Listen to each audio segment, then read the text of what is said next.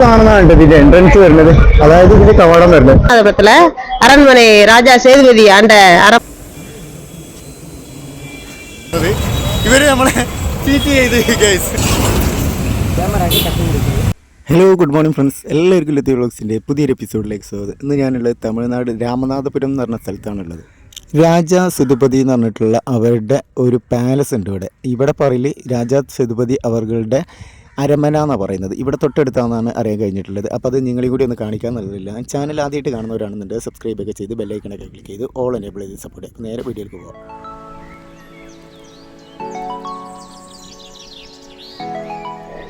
என் பேர் கூரியம்மா. ராமநாதபுரம் தூய்மை பணியாளராக நான் பணியாற்றி வருகிறேன். நமது ராமநாதபுரம் மாவட்டத்தில் நம்ம ராமநாதபுரத்தில் அரண்மனை ராஜா சேதுபதி ஆண்ட அரண்மனை புகழ்பெற்ற ஒரு பாரம்பரிய அரண்மனையாக கருதப்படுகிறது. இதை குமரன் சேதுபதி அவர்கள் நல்ல புகழ்பெற்ற நல்ல ஒரு வாழ்ந்தாங்க. இப்போ அவங்க மயன் நாகேந்திர சேதுபதி அவர்கள் இப்போ அவங்க அவங்க மூலமா இப்போ இந்த அந்த அரண்மனையை உருவாக்கி நல்லபடியா நம்ம செயலாற்றி வருகிறாங்க. அவங்க பையன். எவ்வளவு தூரம் இருக்கு? ஒரு 2 கிலோமீட்டர் இருக்கும். இந்த இடத்துல இருந்து 2 கிலோமீட்டர். இதே இடத்துல இருந்து அரண்மனை பஸ் வரும். Okay, thank you. എൻ്റെ തൊട്ട് ബാക്കിൽ കാണുന്നത് രാമനാഥപുരത്തെ പുതിയ ബസ് സ്റ്റാൻഡാണ് കേട്ടോ. ഇവിടുന്ന് ഒരു 2 കിലോമീറ്റർ ആണ് പാലസിക്ക് ഉള്ളതെന്ന് പറഞ്ഞാൽ. അവിടെ പാലസിൽ ചിലപ്പോൾ ഈ ഒരു രാജാവിൻ്റെ, അതായത് മുന്നത്തെ രാജാവിൻ്റെ മകൻ അവിടെ ഉണ്ട്. അപ്പം നമ്മൾ ചെന്ന് കഴിഞ്ഞാൽ അവർ കണ്ടു കഴിഞ്ഞാൽ അവരുടെ കാര്യങ്ങളെല്ലാം ചോദിക്കാമെന്നാണ് നമ്മളെ കൂടെ ഉള്ള ആളുകൾ പറഞ്ഞിട്ടുണ്ട്. ഉണ്ടെന്നുണ്ടെങ്കിൽ അവർ സംസാരിക്കുന്ന പറഞ്ഞാൽ ഇങ്ങനെ ഒരു പാലസ് ഉള്ളത് ഞാൻ ഇവിടെ വന്നതിന് ശേഷമാണ് അറിഞ്ഞിട്ടുള്ളത്. നമ്മളെ കൂടെയുള്ള പയ്യന്മാർ പറഞ്ഞു തന്നിട്ട് ഇങ്ങനെ ഒരു സംഭവം ഉണ്ട് എന്നുള്ളത്. ഇവിടെ ആകെ 2 കിലോമീറ്ററാണ്. ഇവിടുന്ന് ബസ് എല്ലാം ഉണ്ടെന്ന് പറഞ്ഞാൽ. അപ്പോൾ നമുക്ക് നേരെ അങ്ങോട്ട് പോകാം. അവിടെ പോയിട്ട് അവിടുത്തെ കാഴ്ച കാണാൻ. ഞാൻ ഇതിൽ വീഡിയോ കണ്ടപ്പോൾ എനിക്ക് ഭയങ്കര ഇഷ്ടമായി. അതുകൊണ്ടാണ് പോകുന്നത്. അപ്പോൾ നിങ്ങൾക്ക് കൂടി കാണാമെന്നുള്ളതിലാണ് നമ്മൾ വീഡിയോ എടുക്കാമെന്ന് വിചാരിച്ചിട്ടുണ്ട്. അപ്പോൾ ഏതായാലും അവിടെ പോയിട്ട് കാണാം. അപ്പോൾ സ്കിപ്പ് ചെയ്യാതെ ഫുള്ളായിട്ട് കാണാം. അവിടെ നമ്മൾ ഒരു അക്കനായിട്ട് സംസാരിച്ചിട്ടുണ്ടെങ്കിൽ അവർ ഈ ഒരു ബസ് സ്റ്റാൻഡിൽ വർക്ക് ചെയ്യാൻ കേട്ടോ. അവിടെ ഇവിടുത്തെ സ്റ്റാഫാണ് കേട്ടോ. അടിപൊളിയാണ്. നമ്മളിങ്ങനെ വീഡിയോ എടുത്തുകൊണ്ടിരിക്കുമ്പോൾ അവർ വന്നുകൊണ്ട് നമ്മളോട് സംസാരിച്ച മലയാളിയാന്ന് പറഞ്ഞപ്പോൾ അക്ക വേഗം വന്നുകൊണ്ട് സംസാരിച്ച് കൈയൊക്കെ തന്ന് ഭയങ്കര കാര്യം. എനിക്ക് ഭയങ്കര ഇഷ്ടമായിട്ടാണ്. അപ്പോൾ അക്കനോട് നമ്മളൊരു വീഡിയോ എടുക്കാൻ പറഞ്ഞിട്ട് അങ്ങനെ വീഡിയോ എടുത്താണ്. ഈ ഒരു ബസ് സ്റ്റാൻഡിൻ്റെ ഒരു ഷോർട്ട് വീഡിയോ ഞാൻ ചെയ്യുന്നുണ്ട്. അപ്പോൾ നിങ്ങളെല്ലാവരും കാണാം. അടിപൊളി ബസ് സ്റ്റാൻഡാണ്. ബസ് സ്റ്റാൻഡിൽ ഫുള്ള് വർക്ക് കഴിഞ്ഞിട്ടില്ല എന്നാണ് തോന്നുന്നത്. ഇത് ജസ്റ്റ് ഒന്ന് ഓപ്പൺ ആക്കിയിട്ട് മാത്രമേ ഉള്ളൂ. ഇവിടെ ടോട്ടൽ വരുന്നത് 3 ബസ് സ്റ്റാൻഡാണ്. ഇതും കൂട്ടിയിട്ട് 3 ബസ് സ്റ്റാൻഡ് വരുന്നത്. ഏർവാടിക്ക് പോകുന്നതിൻ്റെ തൊട്ട് മുന്നായിട്ട് ഒരു ചെറിയൊരു ബസ് സ്റ്റാൻഡ് ഉണ്ട്. ആ ബസ് സ്റ്റാൻഡ് ഒഴിവാക്കിയിട്ടാണ് ഈ ഒരു ബസ് സ്റ്റാൻഡ് ഇപ്പോൾ ഓപ്പൺ ആക്കിയിട്ടുള്ളത്. ഈ ബസ് സ്റ്റാൻഡ് അത്യാവശ്യം നല്ല സ്റ്റാൻഡേർഡിലാണ് ചെയ്തിട്ടുണ്ട്. ഇവർ മെയിൻറ്റെയിൻ ചെയ്ത് പോകുകയാണെന്നുണ്ടെങ്കിൽ നല്ല ക്ലീനാണ്. ഇപ്പോൾ അടിപൊളിയാണ് കേട്ടോ സംഭവങ്ങളൊക്കെ. അപ്പോൾ ഏതായാലും നമ്മൾ ഇവിടുന്ന് തന്നെ ബസ് കിട്ടുന്നതാണ് അറിയാൻ കഴിഞ്ഞിട്ടുള്ളത്. ആ ഒരു 5 രൂപ അങ്ങനെ എന്തോ ഉള്ളൂ എന്ന് തോന്നുന്നു. 2 കിലോമീറ്റർ. ഓക്കെ,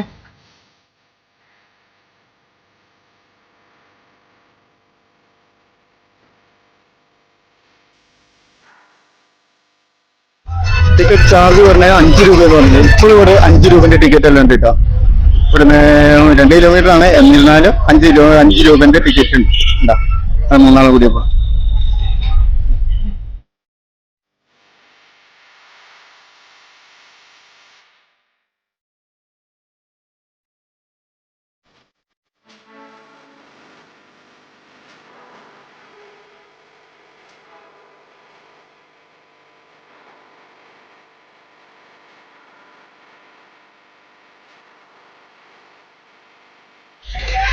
രാമനാഥപുരത്തെ അരമന എന്ന് പറഞ്ഞ ഈ ഒരു സ്ഥലത്ത് എത്തിയിട്ടുണ്ട്. അരമന സ്ഥലത്തിന് പേരല്ല, ഈ ഒരു പാലസിന് പറയുന്ന പേരാണ്. രാമനാഥപുരത്തിന് ഉള്ളതാണ് ഞാൻ പറഞ്ഞത്. 2 കിലോമീറ്ററുള്ള അവിടുത്തെ കണ്ടുള്ള ഡിസ്റ്റൻസ് വരുന്നത്.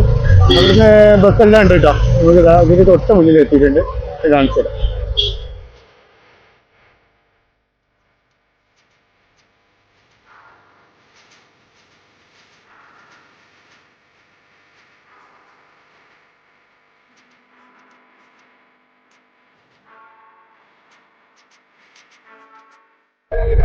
ഈ കാണുന്നതാണ് ഇതിൻ്റെ എൻട്രൻസ് വരുന്നത്, അതായത് ഇതിൻ്റെ കവാടം വരുന്നത്. അടിപൊളി ഒരു എൻട്രൻസ് ആണ്. ഒരുപാട് വർഷത്തെ പഴക്കമുണ്ട് എന്നാണ് ഇതുപോലെ കാണുമ്പോൾ തന്നെ മനസ്സിലാവുന്നത്. ഇതിൻ്റെ മേലെ ഒരു ആളവിടെ രാജാവിനൊക്കെ വന്ന് ഇരിക്കാനുള്ള ഒരു സെറ്റപ്പ് ഒക്കെ ഉണ്ട് കേട്ടോ. ഇവിടുത്തെ ഓരോരോ ഫംഗ്ഷനൊക്കെ കാണാൻ വേണ്ടിയിട്ടാണ് തോന്നുന്നു. പുറത്ത് പോവാതെ അവിടെ നിന്ന് കാണാൻ പറ്റുന്ന ഒരു സൗകര്യമുണ്ട്. പിന്നെ ഇതിൻ്റെ ഉള്ളിൽ വേണ്ടി കയറി വരുമ്പോഴുള്ള കാഴ്ചയാണ്. ഇവിടെ ഒരു റൂം എന്തോ ഉണ്ട്. ഇവിടെ അതേപോലെ എന്തോ ഒരു സംഭവമുണ്ട്. പിന്നെ ഇവിടെയൊക്കെ ഒരുപാട് കൊത്തുപണിയും കാര്യങ്ങളായിട്ട് നല്ല ഭംഗിയിൽ ചെയ്യുന്നുണ്ട്. അതേപോലെ ഇപ്പോഴത്തെ ട്രഡീഷണൽ ആയിട്ടുള്ള സംഭവങ്ങളൊക്കെ അത് മെയിൻറ്റെയിൻ ചെയ്ത് അതേപോലെ തന്നെ ഇവർ CC ക്യാമറ അങ്ങനെ കാര്യങ്ങളെല്ലാം ചെയ്തിട്ടുണ്ട്. മതിൽ കാര്യങ്ങളൊന്നും ഇല്ല കേട്ടോ ഇവിടെ.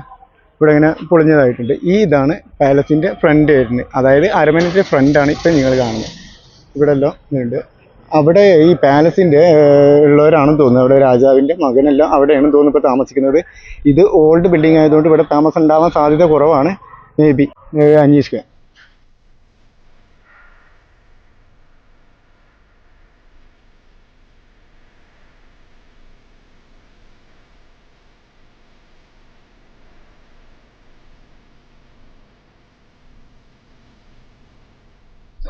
പാലസിൻ്റെ ഫ്രണ്ടിലെത്തിയിട്ടുണ്ട്. ഇതിൻ്റെ അകത്ത് കയറാണ്. അപ്പം അകത്ത് കയറുന്നതിന് മുന്നായിട്ടുള്ളതാണ് കേട്ടോ. ഇവിടെ കണ്ട ഈ കരിങ്കല്ലിലാണ് ഇതെല്ലാം ചെയ്തിട്ടുള്ളത്. അതേപോലെ ഇവിടെ ചെയ്തിട്ടുള്ളതും അതേപോലെ ഇതൊരു അടിപൊളി ഒരു ഡോറാണ് വരുന്നത്. അത്യാവശ്യം വലിയ ഡോറാണ് വരുന്നത്.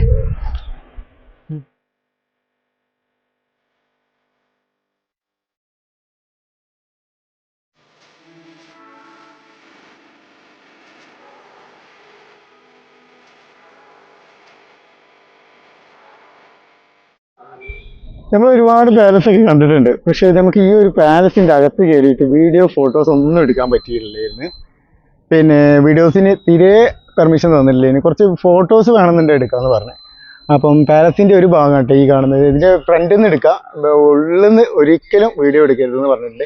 എടുത്തു കഴിഞ്ഞാൽ അവിടുന്ന് നമ്മളെ ഈ ഒരു വീഡിയോ അവർ കട്ട് ചെയ്യുന്നുണ്ട്. അതായത് നമ്മൾ ചെന്നൈയിൽ ഇവരെ ഓഫീസുണ്ട്, ഗവൺമെൻറ് ഓഫീസുണ്ട്, അവിടെ പോയിട്ട് വേണം നമ്മൾ വീഡിയോ പെർമിഷൻ എടുക്കാൻ. അങ്ങനെ ആണെന്നുണ്ടെങ്കിൽ മാത്രമേ നമുക്കിത് വീഡിയോ നമുക്ക് യൂട്യൂബിൽ അപ്ലോഡ് ചെയ്യാൻ പറ്റുന്നുണ്ടാവുള്ളൂ.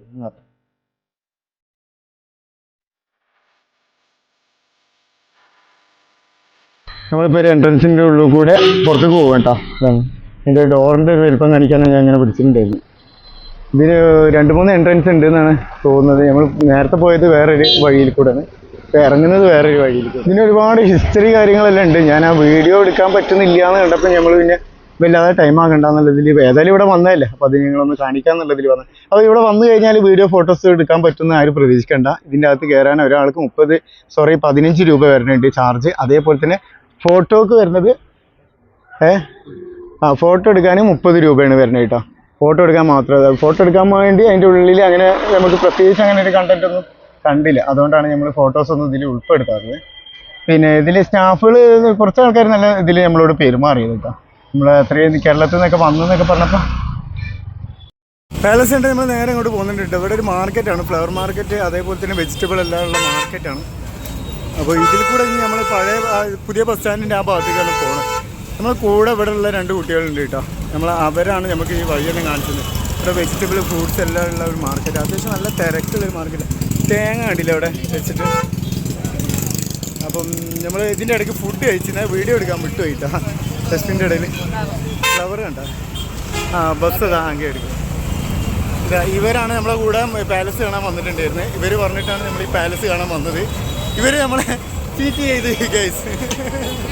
അതിൻ്റെ അടുത്ത് പാലസ് കാണാൻ പറ്റിയില്ല. ഇവരല്ല ചീറ്റ് ചെയ്തത് സത്യത്തിൽ. അവരവിടുന്ന് നമുക്ക് കയറാൻ പെർമിഷൻ ഇല്ലായിട്ടാ. ഇവർ അടിപൊളിയാണെന്നൊക്കെ പറഞ്ഞിട്ട് നമ്മൾ പോയത് കേട്ടോ. നല്ല പാലസൊക്കെ അടിപൊളിയാണ്, പക്ഷെ നമുക്ക് കാണാൻ പറ്റില്ല എന്നുള്ളൊരു ബുദ്ധിമുട്ട് മാത്രമേ ഉണ്ടായിരുന്നു.